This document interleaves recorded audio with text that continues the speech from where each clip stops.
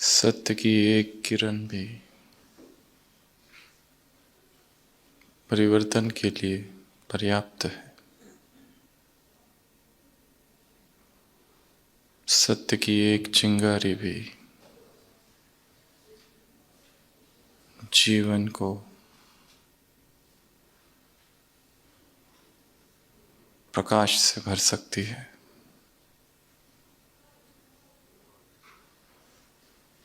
America में एक महान विचारक सर रैल्फ वाल्डो इमर्सन 19वीं सदी में हुए थे और उनके प्रवचनों में अक्सर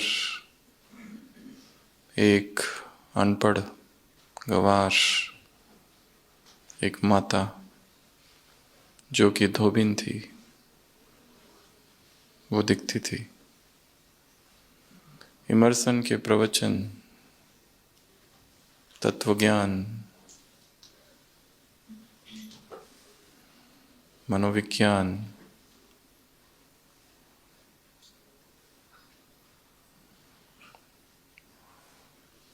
गहन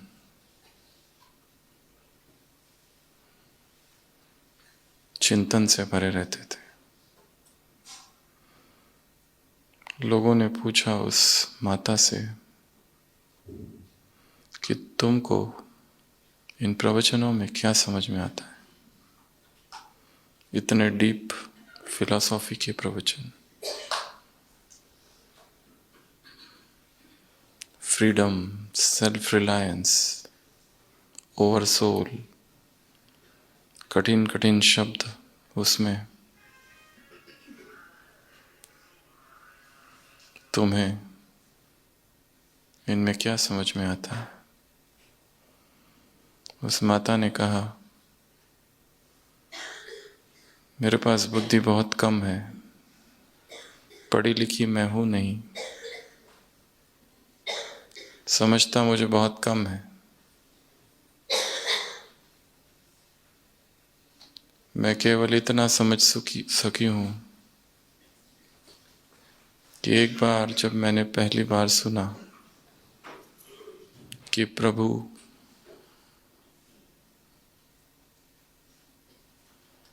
हर एक के निकट है, बस मुझे इतना ही समझ में आया कि चाहे कोई कैसा भी हो, अनपढ़ हो, गंवार हो, किसी भी जाति का हो, किसी भी देश का हो, कोई भी भाषा बोलने वाला क्यों ना हो, हर चेतना प्रभु के निकट है। बस मुझे इतना ही समझ में आया और इसी एक वाक्य ने मेरे जीवन को बदल दिया कि मैं भी उस परमात्मा के समीप हूँ। मैं भी उस परमात्मा से दूर नहीं हूँ। बस ये इतना ही मुझे समझ में आया है और इतना ही जीवन में उतर गया। मैं जो कुछ करती हूँ, जो भी हूँ, निरंतर ये ख्याल मन में समाया रहता है कि मैं भगवान के समीप हूँ। सत्य की एक झलक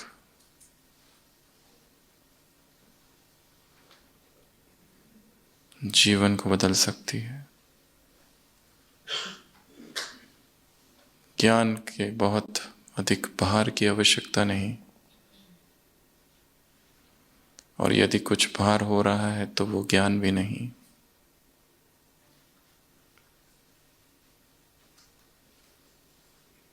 सत्य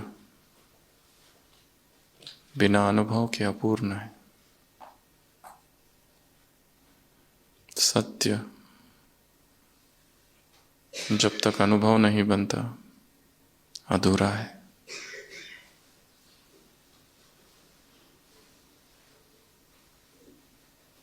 अनुभव सर्वोच्च सत्ता है। सागर के तट पर बैठकर कितनी ही किताबें पढ़ ली जाए समुद्र के विषय में, लहरों के विषय में, तरंगों के विषय में, मछलियों के विषय में, गहराई के विषय में, परंतु जब तक उस पानी का स्पर्श नहीं, तब तक वो ज्ञान अधूरा है। और अनुभव जब हो जाता है तो किसी वैलिडेशन की, किसी भी प्रमाण की उस व्यक्ति को आवश्यकता नहीं। और अनुभव एक बार हो गया कि वो भूलता नहीं। तैरना एक बार सीख गया कोई तो अमिट छाप व अभ्यास चित्त में छोड़ जाता है।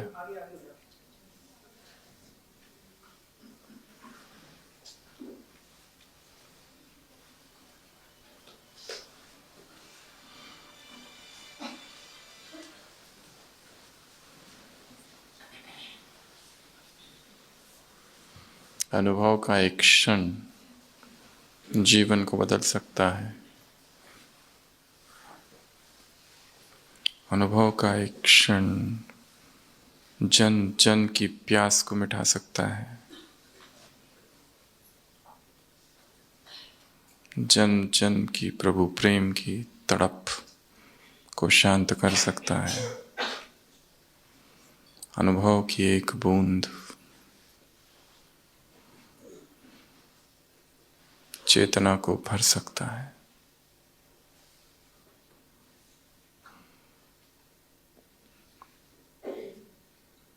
अनुभव का एक क्षण जीवन परिवर्तन कर सकता है। आत्मा की प्यास, आत्मा की तड़प, आत्मा की भूख, आत्मा की खोज,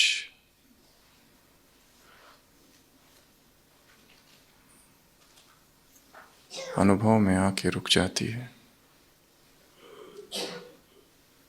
सुबह की अव्यक्त वाणी, क्या कहा बाबा ने? अनुभवी मूर्त।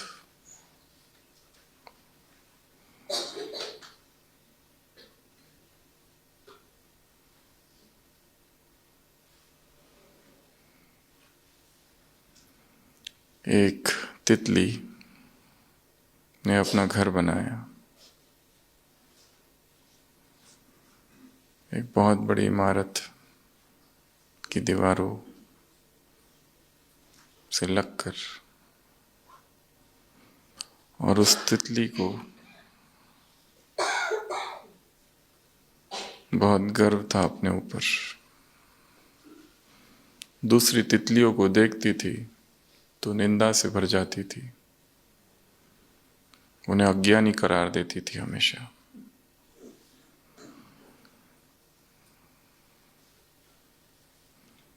पर उसने देखा जिस इमारत में उसने अपना घर बनाया है वो एक ग्रंथालय है, लाइब्रेरी है। और उस लाइब्रेरी में महान विचारक आते हैं जाते हैं, कवि आते हैं जाते हैं, लेखक आते हैं जाते हैं, बड़ी बड़ी हस्तियां आती है, किताबों में डूब जाती है और जाती है। उसे लगा कि मैं भी कुछ पढ़ूं, अपने ज्ञान का विस्तार करूं। और वो तितली भी एक दिन घुस गई। उसने बच्चों के विभाग से चालू किया छोटी छोटी किताबें पढ़ना जिसमें चित्र होते थे, और उसे पढ़ने में बहुत रस आने लगा। और धीरे धीरे वो तितली बड़ी बड़ी किताबों पर आ गई। दर्शन की किताबें, फिलॉसफी की किताबें, मनोविज्ञान की किताबें पढ़ने लगी। अब उसका उड़ना, घूमना, फिरना सब बंद हो गया। बस किताबों को उसने पकड़ लिया। और वो तितली दिन रात अब जीवन के विषय में चिंतन करने लगी कि जीवन का लक्ष्य क्या है, मृत्यु के बाद क्या होता है, बड़े बड़े जीवन के प्रश्न, दुख का कारण क्या है। ऐसे करते करते उसने बहुत सी किताबें पढ़ी, धर्मशास्त्र पढ़े, और एक दिन उसके हाथ में एक किताब आ गई, उड़ान विद्या, एरोडायनामिक्स, उड़ा कैसे जाता है, द साइंस। और उस किताब में उसने पढ़ा कि तितली वास्तव में उड़ना ही नहीं चाहिए, विज्ञान के विरुद्ध है।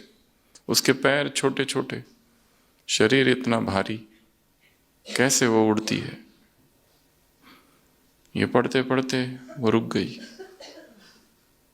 और उसके मन में ये बात घुस गई कि मैं कितनी अज्ञानी थी, जो तर्क संगत बात नहीं है उसके, जो तर्क के विरुद्ध बात है वो मैं अब तक कर रही थी। मुझे तो उड़ना ही नहीं चाहिए, फिर मैं उड़ क्या रही हूं, क्यों रही हूं। उसने गहराई से किताबों को पढ़ा और उसका निश्चय हो गया कि मुझे उड़ना नहीं चाहिए, उड़ना बंद। और फिर जो दूसरी तितलियां उड़ती थी उन पर उसे तरस आता था, बेचारी उड़ रही है अगेंस्ट श्रीमत।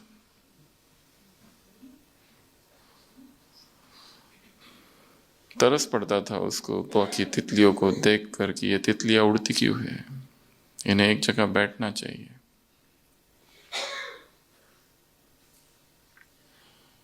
और वो एक ही जगह बैठी रही और किताबें पढ़ती रही। किताबें पढ़ पढ़ कर उसके विचार बदलने लगे। और एक दिन सुबह का समय था और एक पक्षी ने उस पर झपटा मारा। शायद भूखा होगा और सुबह उसे नाश्ता चाहिए होगा। और जैसे ही उस तितली के ऊपर वो पक्षी आया, तितली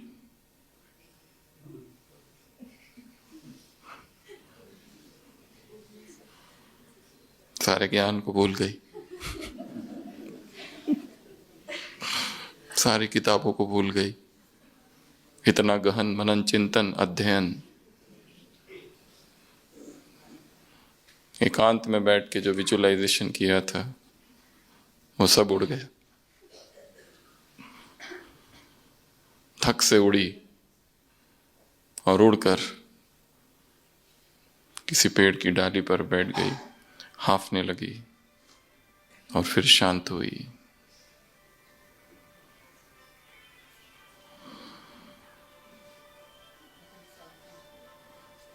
और तब सोचने लगी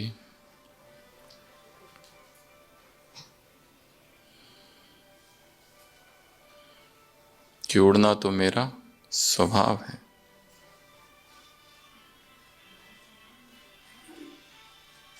उड़ना तो ये स्वाभाविक क्रिया है। जो उल्टा ज्ञान उसने ले लिया था, उस ज्ञान ने उसके मन में एक अवरोध, एक ब्लॉक खड़ा कर दिया था। और इसके विषय में भी उसने किताबें पढ़ी थी, साइकोलॉजी की। वो ज्ञान ही उसका दुश्मन बन गया था। और वो ज्ञान, वो धारणाएं, वो मत, वो शास्त्र, वो किताबें, वो सुझाव, वो ओपिनियन जो हमें उड़ने से रोकते हैं, ज्ञान का दुश्मन है। सहज स्वाभाविक स्वरूप उड़ना है। वो हर चीज जो हमें भारी कर रही है, वो हर चीज जो हमें बांध रही है, वो हर चीज जो हमारे लिए नीचे हमें खींच रही है, वो बंधन है। वो व्यक्ति हो सकता है, वस्तु हो सकती है, कोई अतीत की घटना हो सकती है, कोई भविष्य की चिंता हो सकती है, कोई मोह, कोई विकार, कोई व्यसन, कोई एडिक्शन, वो हर चीज जो हमारे मन में अवरोध उत्पन्न करे, ब्लॉक उत्पन्न करे, हमारी क्षमताओं को जो कम कर रही है, उन्मुक्त गगन में हमें उड़ने से जो रोक रही है, उसे अपना दुश्मन समझना है। हटा दो उसे।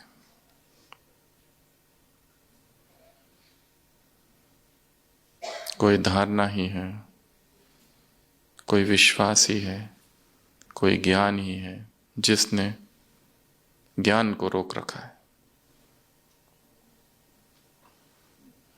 तो आज सुबह की अव्यक्त वाणी, क्या कहा बाबा ने? किसको देख रहा है? कौन कौन किसको देख रहा है? रचयिता रचना को देख रहा है। कौन सी रचना? ये ब्राह्मण परिवार कैसा है? ये परिवार छोटा, प्रिय, श्रेष्ठ, न्यारा। इसमें से हर एक आत्मा कैसी है? विशेष। हर एक आत्मा के मस्तक पर क्या है? भाग्य का सितारा भगवान ने चमकाया है। हर एक आत्मा के मस्तक में भाग्य की लकीर स्वयं भाग्य विधाता ने खींची है। ऐसी आत्मा इस परिवार में है। ब्रैकेट में, इसी परिवार में ब्राह्मणों द्वारा ही सारे हिसाब किताब चुक्त होंगे।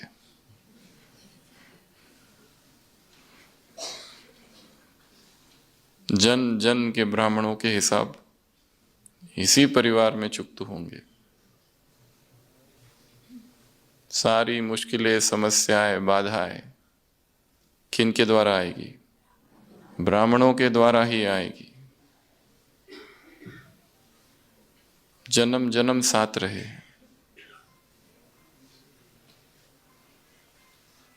ब्राह्मण आत्मा के लिए ये ब्राह्मण परिवार ही एग्जामिनेशन हॉल है और एक एक ब्राह्मण आत्मा ही पेपर। इसी में पास होना है। तो ये श्रेष्ठ परिवार है, न्यारा प्यारा परिवार है, छोटा सा परिवार है। एक एक आत्मा इसमें विशेष है। एक एक आत्मा क्या है? बाप को पहचाना है और वर्षे की अधिकारी बनी है। इतना महान ये परिवार है जिसमें हरेक ने भगवान को जाना है, पहचाना है। माताओं के लिए क्या कहा बाबा ने? बाबा हमारे लिए आया है, बाबा मेरा। और बाप ने क्या कहा? मैं तेरा। जादूगरनी, ऐसा बोला है ना?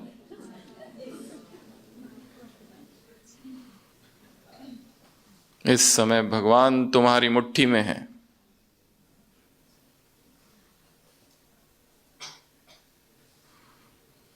भगवान को अपने स्नेह की रस्सी से क्या किया है? बांधा है।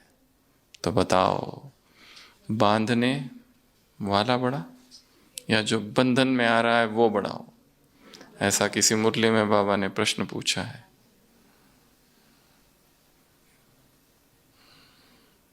जिसे वेद शास्त्र उपनिषद नहीं पकड़ पाए, उसे भोली भोली माताओं ने प्रेम के बंधन में बांधा है और वो भी बंध गया। प्रेम का भूखा और भावना का प्यासा है वो।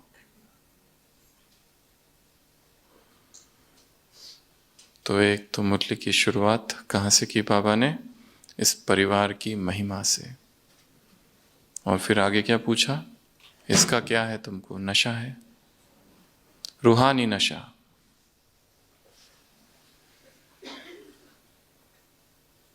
और अगर ऐसे ब्राह्मण बने हो तो वो कहाँ दिखाई देना चाहिए? कर्म योग में। क्या चैलेंज करते हो दुनिया को? हम कौन है? कर्मयोगी जीवन वाले हैं।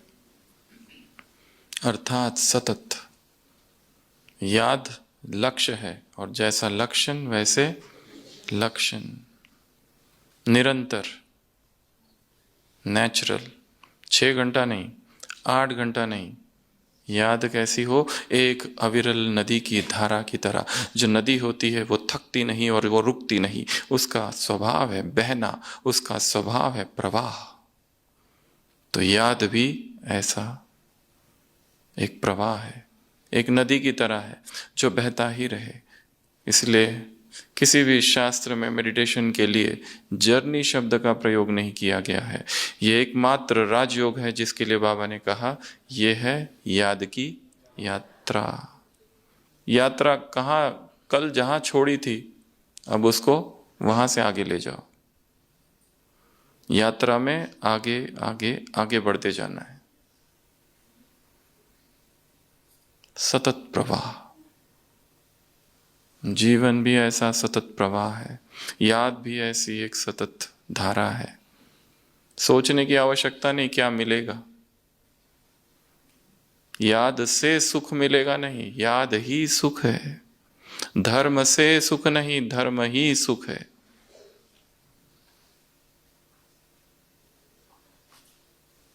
क्या क्या प्राप्ति होगी नहीं, क्या होगा नहीं, जो है वही उत्सव है। यात्रा ही उत्सव है।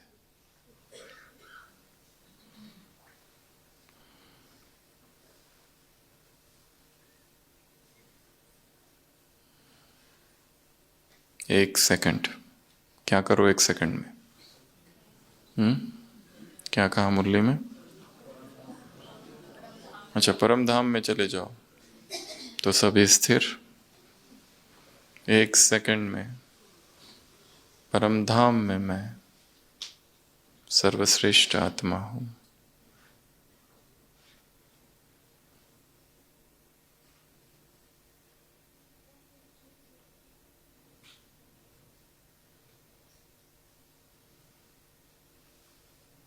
ज्ञान सूर्य की किरणों के नीचे, निर्वाण धाम, शांति धाम, मुक्ति धाम।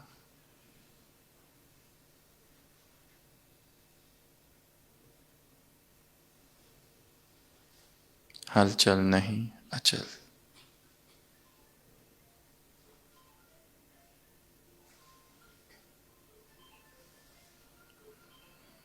तो ऐसा अभ्यास क्या करते रहना है?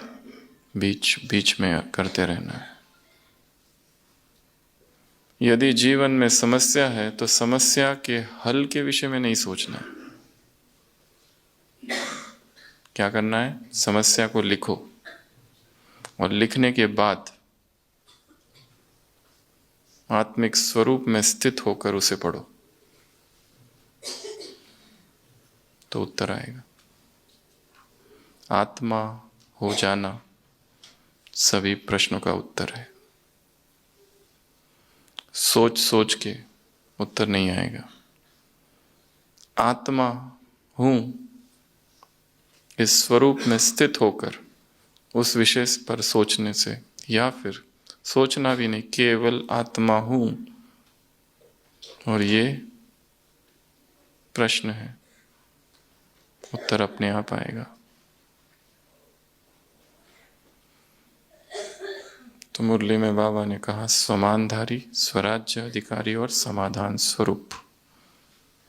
समान बोलते ही कितनी बड़ी लिस्ट आ जाती है, परंतु इनका करना क्या है?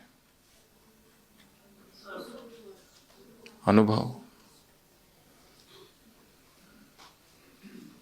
समान का अनुभव करो, ज्ञान का अनुभव करो, योग का अनुभव करो, धारणा के अनुभवी स्वरूप, सेवा के अनुभवी स्वरूप, गुणों के, शक्तियों के अनुभवी स्वरूप।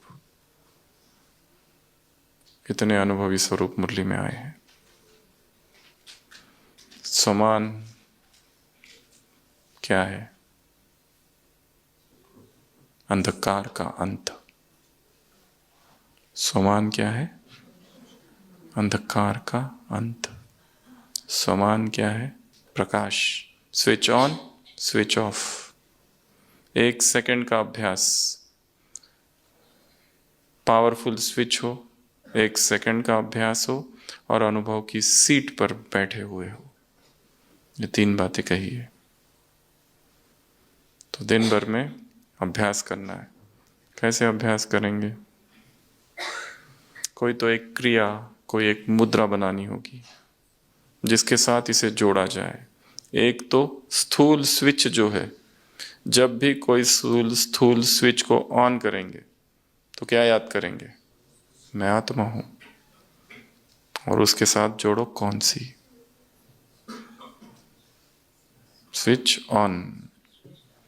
या कुछ भी बना सकते हैं। ऐसा कर दिया घंटे में 1 बार तो स्विच ऑन हुआ। मैं आत्मा हूं। जस्ट दिस मच, घंटे घंटे में। सिंपल अभ्यास है ना? कुछ भी कर रहे हैं, हाथ,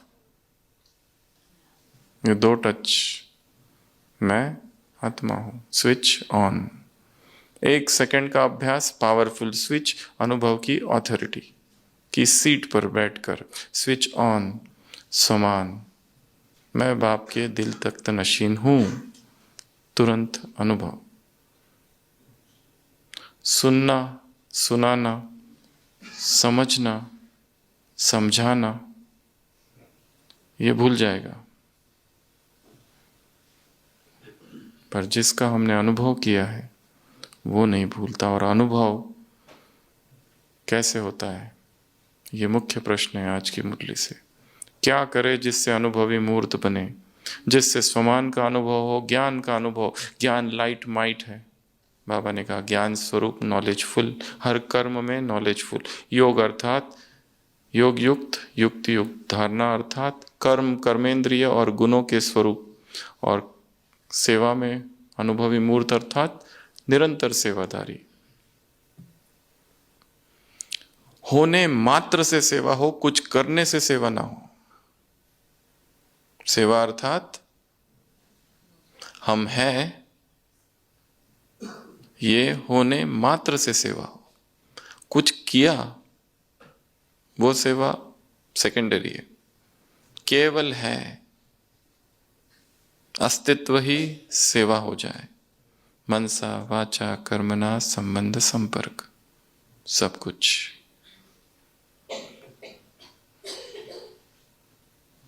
अनुभव के लिए क्या क्या कहा है मुरली में? 5-6 बातें हैं। कौन सी?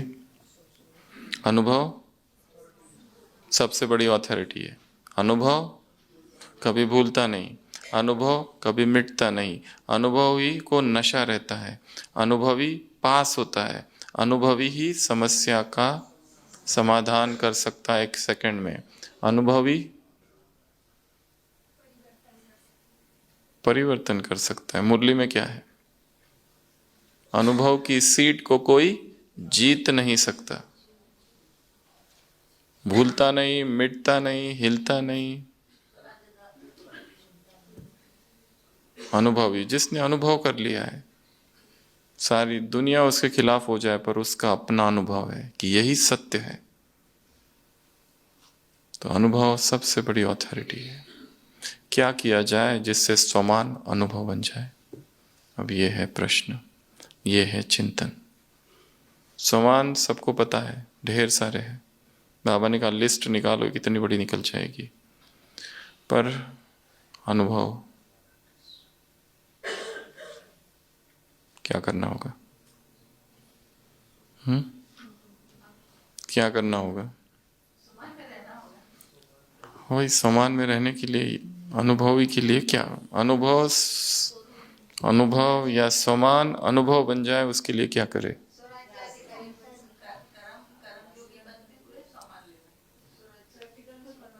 सबसे पहला प्रैक्टिस, अभ्यास। मुरली में स्लोगन में क्या कहा है आज? अटेंशन। क्या क्या? नंबर 1।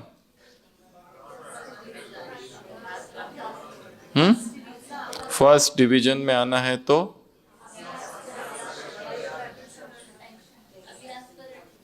अभ्यास पर अटेंशन, बस ऐसा कहा है पूरा पूरा प्रैक्टिस।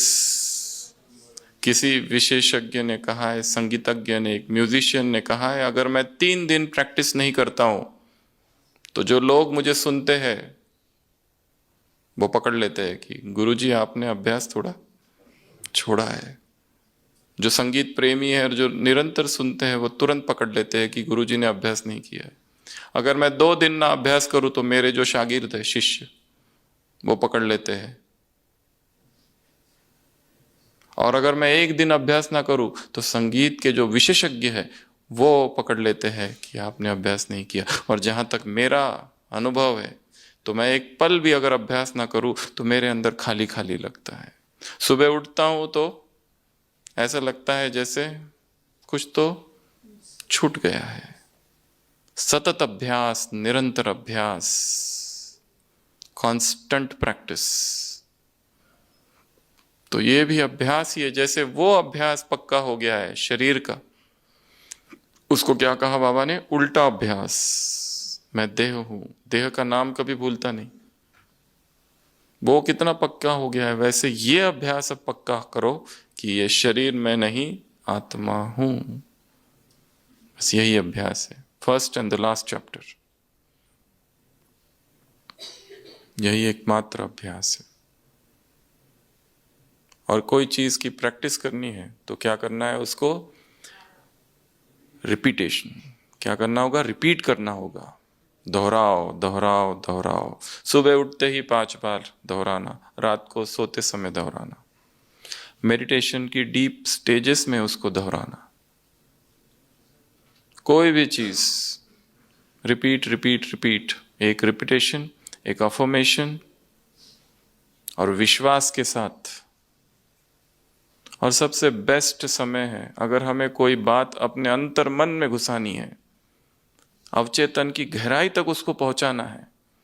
जैसे कोई व्यक्ति अपना डाइट बदलता है, अचानक नहीं होता है, उसे वो पॉइंट को गहन चिंतन से उस बात को बहुत डीप तक पहुंचाना होता है, ताकि वो उसका स्वभाव बन जाए, उसके मन का हिस्सा बन जाए, उसे वो स्वीकार कर ले कि यही मेरा भोजन है, ये नहीं।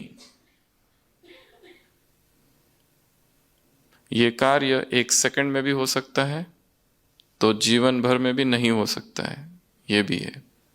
आदत बनने के लिए कितना टाइम लगता है? 3 दिन, 7 दिन, 21 दिन, 90 दिन, 120 दिन। अगर इस माइक में यहां करंट है, अगर हमने इस माइक को हाथ लगा दिया और भयंकर करंट लग गया, अगली बार लगाएंगे क्या? हाथ न लगाने की आदत को कितना टाइम लगा बनने के लिए? 1 सेकंड। अगर वो सेकंड इतना गहरा है, शॉक अगर है, तो आदत कितने देर में लगेगी? 1 सेकंड। हमने देखा है हॉस्पिटल में लोग दारू बीड़ी क्या क्या पीते रहते हैं, पर जिस दिन हार्ट अटैक आ गया और आईसीयू में एडमिट हो गए, ऐसा व्यक्ति जो कभी किसी के कंट्रोल में नहीं है, उसको उस बेड पर लेटे रहना पड़ता है और आज्ञा माननी पड़ती है। जिसने आज तक आज्ञा दी है सबको, जिसने आज तक किसी का नहीं सुना है, जो बॉस है,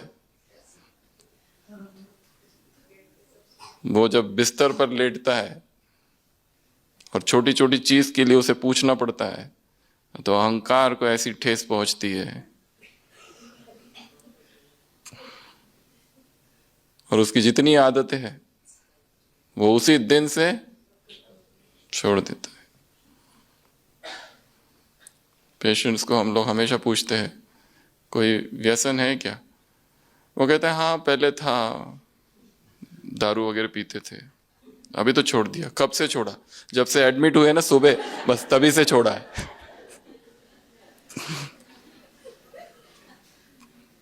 पर बताते ऐसे जैसे बहुत, अभी तो नहीं, बहुत पहले। बहुत पहले लेते थे, अभी नहीं लेते। कब से बंद किया है? जब से हॉस्पिटल में पहुंचे तब से बंद किया है। तो एक शॉक चाहिए, अनुभव कैसा हो? शॉक की तरह। प्रभु प्रेम का अनुभव कैसा हो, जिसमें अष्ट सात्विक भाव प्रकट होते हैं। अष्ट सात्विक भाव पता है? इसको पढ़ना, स्टडी करना, अष्ट सात्विक भाव क्या है। हायर स्पिरिचुअल स्टेजेस में अष्ट सात्विक भाव उत्पन्न होते हैं। 8 प्रकार के इमोशंस। एक दो आपको बता रहे, आंखों से आंसू बहना, पूरे शरीर में कंपन, थर थर थर थर हाथ कांपने लगना, पूरे शरीर में क्या कहते हैं उसको, रोंगटे तो नहीं कहते, सिहरन, सिहरन होना। ये 3 है 8 में से। अष्ट सात्विक भाव जहां प्रकट होने लगते हैं, अचानक व्यक्ति अशरीरी होता है। सबसे गहरा अगर अनुभव होगा वो शरीर के तल पर प्रकट होगा। कोई गीत सुना और ऐसा सुना कि आंसू बहने लगे, धड़कन बढ़ जाना, धड़ धड़ धड़ धड़ धड़ धड़। शरीर पर जो प्रकट हो वो अनुभव, मन के मन में रह जाए वो अनुभव नहीं। जितना अनुभव गहरा होगा वो शरीर के तल पर प्रकट होना चालू होगा। तो डीप एक्सपीरियंस के लिए क्या चाहिए? Deep shock. डीप एक्सपीरियंस के लिए क्या चाहिए? रेपिटेशन, दोहराव। डीप एक्सपीरियंस के लिए क्या चाहिए? मौन। इस मुरली में कहा है, अनुभव के सागर में समा जाओ। डीप एक्सपीरियंस के लिए क्या चाहिए? एकांत। डीप एक्सपीरियंस के लिए क्या चाहिए? अंतर्मुक्ता। डीप एक्सपीरियंस के लिए क्या चाहिए? रात को सोते समय या जब भी बेड पर लेटे हैं उस समय जो चिंतन हम करते करते सोते हैं, चाहे दोपहर में या रात को या कभी भी, वही सारी बातें सबकॉन्शियस में जाती है। सबकॉन्शियस को एक्सेस करना बहुत कठिन है। सबकॉन्शियस तक मन विचार जाते नहीं है। ऊपर आओ, घूमो फिरो, सबसे बात करो, ये सब ऊपर ऊपर रह जाता है। पर अगर किसी ने ऐसी एक चुभने वाली बात कह दी, वो कहाँ जाती है? सीधा अंदर। दिन भर 100 लोगों ने मिलकर आके तारीफ की, वो सब भूल गया, और एक ने ही निंदा की बस, वो कहाँ जाती है? सीधा सबकॉन्शियस। ना कोई विजुअलाइजेशन किया, ना कोई अभ्यास किया, ना कोई प्रैक्टिस, ना रात को सोते समय ना सामान लिया, कुछ नहीं लिया, सीधा आर पार चली गई। ये अपने आप हो गया। और इतना सामान ले रहे, मैं आत्मा हूं, वो पता नहीं कहाँ जाता है। किसी आश्रम में 2 शिष्य झगड़ते हैं और भयंकर लड़ाई हो जाती है दोनों में। गुरु जी के पास आते हैं, कहते हैं कि पहले इसने चालू किया।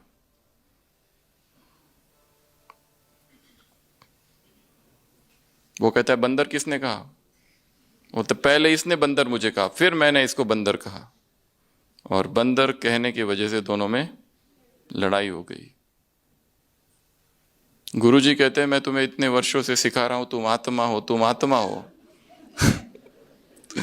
और इसने केवल एक ही बार कहा तुम बंदर हो, उसको तुमने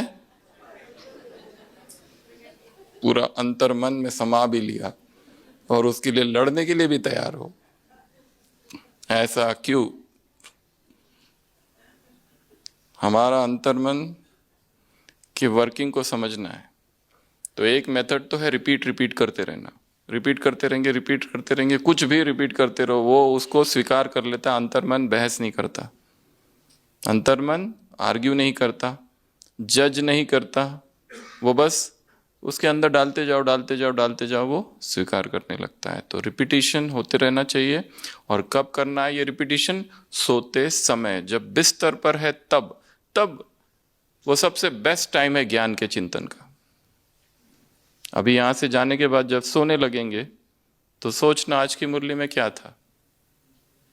ब्राह्मण परिवार के बारे में कुछ तो था, एवर रेडी के बारे में कुछ तो था, कुछ गहने पहनो, कोई ड्रेस पहनो चमकीली, कोई शस्त्र धारण करो 8, कोई आसन, कोई फुल स्टॉप लगाओ और फुल स्टॉप को विदाई दो। कुछ तो था ऐसा धुंधला धुंधला, फुल स्टॉप लगा के फुल स्टॉप जमा करो और क्वेश्चन मार्क को विदाई दो। ऐसा ऐसा कुछ कुछ था, ज्यादा याद नहीं आ रहा, ज्यादा टेंशन नहीं लेना, जितना याद आता है उतना। कुछ तो था, समस्या को समाधान स्वरूप करो जितना याद आता है, परंतु किस समय? सोते समय, क्योंकि उस समय ये चेतन मन, ये अवचेतन मन, ठीक है, ये दो भाग है। चेतन मन ऊपर है, अवचेतन उसके नीचे है। ये एक भाग, ये 9 भाग नीचे, और बीच में एक पर्दा है, प्री कॉन्शियस। ये पर्दा जो है ऐसे खड़ा रहता है, इधर कितना भी डालो मैं महान आत्मा हूं, मैं महान आत्मा हूं, महान आत्मा हूं, अंदर घुसता नहीं। मैं श्रेष्ठ आत्मा, महान आत्मा, ये आत्मा, वो आत्मा, आत्मा ही नहीं घुसता, बाकी सब घुसता है।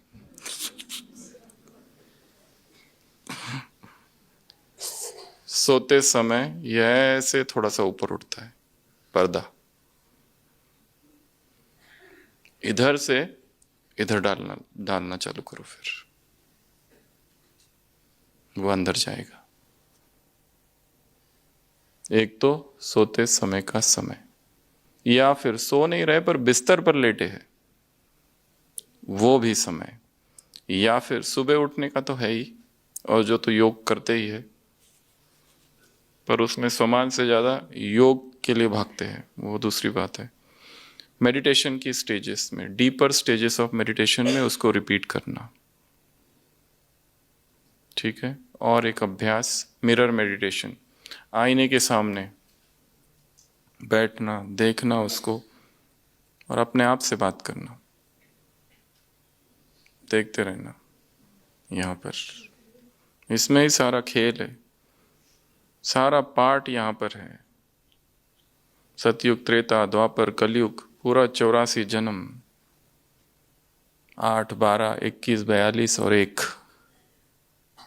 8, 12, 21, 42, 1, 84, 5000 वर्ष, 5 युग और 84 जन्म, सब कुछ यहाँ है।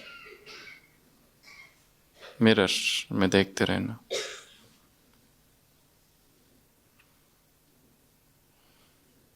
जब भी मिरर देखो तब याद करना मैं किसको देख रहा हूं, ये कौन है, कौन है जिसकी इसकी इतनी मुझे चिंता है, इसके मान की, इसके अपमान की इतनी चिंता रहती है। अपमान से कितना भय लगा रहता है, निंदा से कितना भय रहता है। हमेशा अपने आप को मैं सुरक्षित रखना चाहता हूं। कौन है जो सुरक्षित रखना चाहता है, कौन है जो सुरक्षा मांगता है, उस स्वयं को देखते रहना है।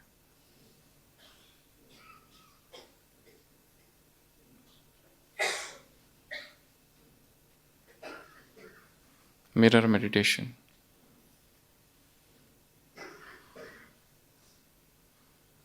और अनुभवी मूर्त कैसे बनेंगे, एक्सपीरियंस कैसे होगा? तो क्या क्या सुना अब तक? रेपिटिशन, मौन, एकांत, अंतर्मुक्ता, शॉक, शॉक, शॉक चाहिए, झटका, सीधा अंदर जाता है फिर एक्सपीरियंस। उसके बाद में रात को सोते समय या बेड पर लेटे हुए जो चीज हमें धारण करनी है, चाहे वो ब्रह्मचर्य है, तो लेट कर सोते सोते सोचो, मैं ब्रह्मचारी आत्मा हूं, मैं महान आत्मा हूं, मैं परम पवित्र आत्मा हूं, पवित्रता मेरा स्वरूप है, पवित्रता मेरा स्वमान है, पवित्रता श्रृंगार है, पवित्रता मुझे बहुत प्रिय है। छोटा छोटा जो हमको जितना छोटा हो उतना अच्छा, वो वाक्य पर लेटे हुए। अगली मेथड है प्रकृति। प्रकृति के सानिध्य में जाकर जो चीज हमें धारण करनी है उसका चिंतन करना है, जो हमें बनना है उसका चिंतन करना है।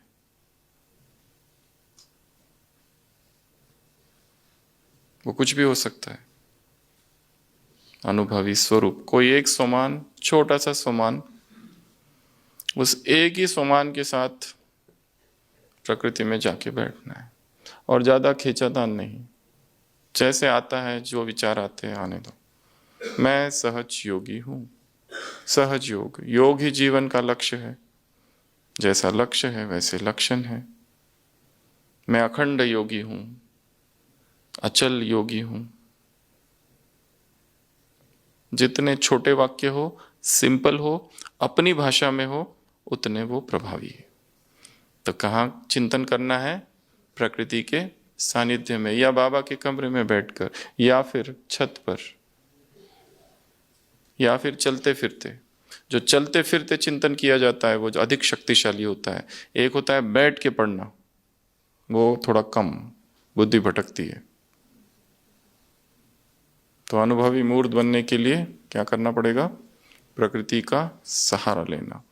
अगली विधि और क्या करें जिससे सबकॉन्शियस में एंट्री हो जाए? Order, order method, decree method कहते हैं इसको। अपने माइंड को ऑर्डर करो। हे मन, यहां पर स्थिर हो जा।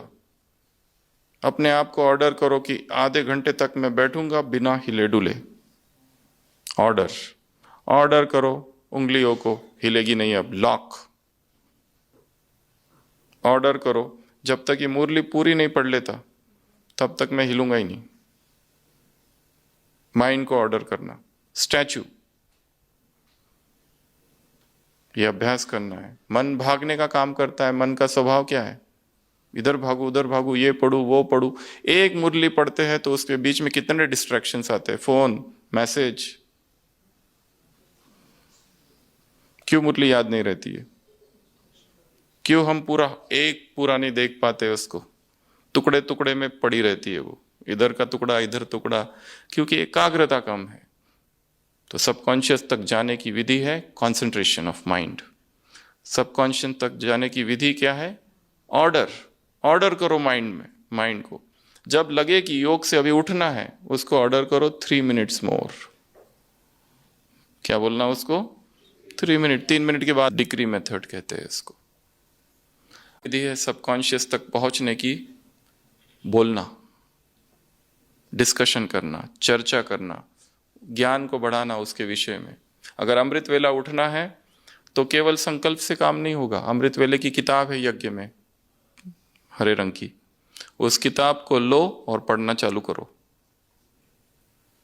रोज रोज रोज रोज रोज। और कोई एक अवार्ड अपने लिए निश्चित करो कि अगर कल मैं अमृत वेला करता हूं तो मेरे लिए ये अवार्ड है। वो किताब, वही किताब पढ़ते रहना, दूसरा पढ़ना ही नहीं कुछ।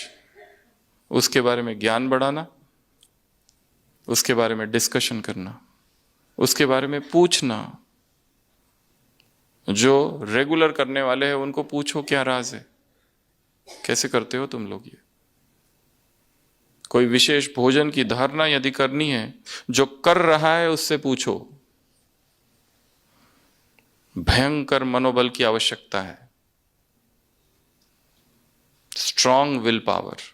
तो सबकॉन्शियस तक पहुंचने की एक विधि क्या है? Will power, confidence, self confidence. मैं कर सकता हूं, भगवान ने कहा है। पांडवों के लिए क्या कहा बाबा ने? विजयी पांडव। ये भूलना नहीं, पांडवों के साथ कौन है? पांडव पति है।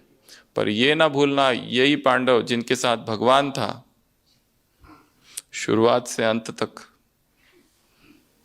सबसे ज्यादा समस्या किसके पास थी? पांडवों के पास ही, बचपन से लेके तो अंत तक। इसलिए पांडवों ने ये नहीं कहा ये हमारे साथ ऐसा क्यों हो रहा है। भगवान साथ था उनके, बस खांडव प्रस्थ दे दिया गया, इंद्रप्रस्थ बना दिया उसको। जो जो कुछ हुआ, जहां परमात्मा छत्र छाया है वहां पर कल्याण ही होगा। वो भीम को जहर दे दिया, 100 हाथियों का बल निकला गंगा से बाहर। तो पांडवपति के साथ विजयी पांडव है, पांडवपति साथ है।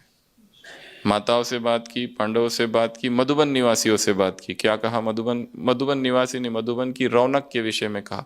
मधुबन में सबसे बड़ी प्राप्ति कौन सी है? सहज योग, स्वतः योग। आते ही मधुबन से क्या क्या प्राप्ति है। मधुबन एक ना वो है, सक्शन मशीन होती है ना, सक कर लेता है, खींच लेता है टेंशन को। यहाँ आते ही वैक्यूम क्लीनर क्या करता है, टेंशन खत्म हो जाता है एक। तो इसके विषय में कल लिखना, क्या लिखेंगे, मधुबन से होने वाली कितनी 108 प्राप्तियां। कितनी प्राप्तियां, 108, केवल 108 ओनली। आते ही एकोमोडेशन, आते ही ठंडा गरम, ठंडा नहीं सॉरी आते ही टोली, भोजन, यात्रा भोजन, ट्रांसपोर्ट, कितने सारे पॉइंट्स है, एक के बाद एक के बाद एक के बाद। ब्राह्मण परिवार से मिलना, योग का अनुभव, ज्ञान का अनुभव, मधुबन की मुरली, मधुबन की सेवा, मधुबन का आंगन, मधुबन के डिपार्टमेंट, मधुबन निवासी, मधुबन का श्रृंगार, मधुबन का 18 जनवरी, मधुबन की सजावट, मधुबन का वायुमंडल, मधुबन के फोटो, मधुबन की लाइटिंग, कितनी सारी बातें, मधुबन की पालना, मधुबन का प्यार, मधुबन का सहयोग, मधुबन में किया हुआ योग, मधुबन में की हुई सेवाएं, मधुबन में आई हुई धारणाएं, मधुबन में आते ही जीवन में हुआ परिवर्तन, मधुबन में आए निकले हुए आंसू, मधुबन में दादियों की पालना, दादियों की क्लासेस, वरिष्ठ भाई बहनों की पालना, वरिष्ठ भाई बहनों की क्लासेस। मधुबन को याद करते रहना। मधुबन को याद करना अर्थात मधुबन क्या है, भगवान का, मधुसूदन का है, दिव्य फरिश्तों का ये मधुबन शिव बाबा को प्यारा। तो ये भी एक अभ्यास है, किसी ना किसी रीति से मन को, एक विधि ये भी है सबकॉन्शियस तक पहुंचने की, ऐसे ऊंचे वाइब्रेशन के स्थान पर चले जाना। जब मन डिस्टर्ब हो, क्या करना है, उस स्थान को चेंज करो, कहीं और चले जाओ, प्रकृति के सानिध्य में, किसी मंदिर में, या कोई अगर सेंटर है या समय नहीं है वहां जाने का, ऐसा समय नहीं है कि जहां जा उस समय नहीं जा सकते, तो कहीं और, संसार में श्रेष्ठ वाइब्रेशंस वाले बहुत स्थान हैं, कहीं पर भी चले जाओ, पर स्थान को चेंज करो तो मन चेंज हो जाएगा। दृष्टिकोण बदल लो तो सब बदलेगा। समस्या समाधान स्वरूप बाबा ने कहा ना, एक व्यक्ति देख रहा है यहाँ से रास्ता नहीं दिखाई दे रहा है, दुखी हो गया, रास्ता नहीं है, थोड़ी देर के बाद देखता है एक रास्ता वहां से जा रहा है, दृष्टिकोण, दृष्टि बदल दी तो समस्या का समाधान मिल गया। ऐसे कैसे समाधान, स्वरूप आत्माओं को ऐसे, स्वराज्य अधिकारी आत्मा को ऐसे, स्वमानधारी आत्माओं को, अनुभवी मूर्त आत्माओं को ऐसे, ब्राह्मण आत्माओं को, श्रेष्ठ आत्माओं को, न्यारे प्यारे परिवार में रहने वाली आत्माओं को, संपन्न आत्माओं को ऐसे, मधुबन निवासियों को ऐसे, पांडवों को, विजयी पांडवों को, पांडव पति जिनके साथ है ऐसे पांडवों को, ऐसी जादूगरनी माताओं को, ऐसी जिनको बाबा को, मेरे लिए बाबा है जो उनका सम्मान है, ऐसी ऐसे बाबा, मैं बाबा का बाबा मेरा, ऐसे ऐसे सेकंड में परमधाम जाने वाली आत्माओं को, ऐसे सेकंड में ड्रिल करने वाली आत्माओं को, अचल रहने वाली आत्माओं को, हलचल में न आने वाली आत्माओं को ऐसे, तू मेरा ते मेरा, और कर्मातीत, स्विच ऑन स्विच ऑफ करने वाली आत्माओं को, पावरफुल स्विच वाली आत्माओं को ऐसे, स्वमान के प्रकाश से अंधकार को, देहभान, भिन्न भिन्न प्रकार का देहभान है उसको मिटाने वाली आत्माओं को ऐसे, देही अभिमानी आत्माओं को, आत्मा अभिमानी आत्माओं को ऐसे, समाधान स्वरूप आत्माओं को ऐसे, श्रेष्ठ आत्माओं को, मुरली का बताना, बस हफ्ते भर का मत बताओ, ऐसे अनुभवी हो गया, विघ्न विनाशक, विघ्न प्रूफ, अटेंशन वाली आत्माओं को ऐसे, चमकीली फरिश्ता ड्रेस वाली आत्माओं को, अष्ट शक्तिधारी आत्माओं को, कमल आसन में धारी आत्माओं को ऐसे, योगी जीवन वाली आत्माओं की निरंतर नेचुरल योगी जीवन वाली आत्माओं को, सहज योगी आत्माओं को ऐसे पूरा पूरा पूरा अभ्यास करने वाली आत्माओं को ऐसे, योग युग युक्ति युग नॉलेजफुल नॉलेज स्वरूप आत्माओं को, धारणा स्वरूप आत्माओं को, निरंतर सेवाधारी आत्माओं को, मनसा वाचा कर्मना सेवा करने वाली आत्माओं को, संबंध संपर्क से सेवा करने वाली आत्माओं को ऐसे, रूहानी नशे में रहने वाली आत्माओं को ऐसे, विजयी पांडवों को, जीरो से हीरो, ये मुरली में है क्या? ऐसे बहुत सारी आत्माओं को बाप दादा का याद प्यार, गुड नाइट और नमस्ते। हम रूहानी बच्चों की, रूहानी बाप दादा को याद प्यार, गुड नाइट और नमस्ते। ओम शांति।